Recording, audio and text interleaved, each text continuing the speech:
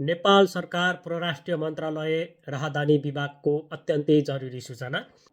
राहदानी विभागका अनुसार राहदानी प्रणालीमा नयाँ कम्पनीले राहदानी जारी गर्ने पुरानो प्रणालीबाट नयाँ प्रणालीमा जानका लागि केही समय लाग्ने भएकाले केही दिनबाट राहदानी बनाउने कार्य रोकिने वा ढिलो हुने भएकाले विक्रम सम्वत 2083 असोज महिना अगावै तपाईँहरूको राहदानीको म्याद सकिने वा त्यस अगावै नयाँ राहदानी आवश्यक पर्ने भएमा हालैका दिनमा राहदानी बनाउनु हुन अनुरोध गरिन्छ।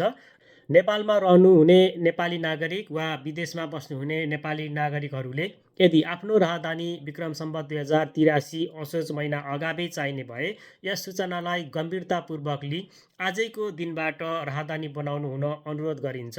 नयाँ प्रणाली कहिलेबाट लागू हुन्छ र पुरानो प्रणाली कहिलेबाट बन्द हुन्छ भन्ने सम्बन्धित सूचना पछि प्रकाशन गरिनेछ।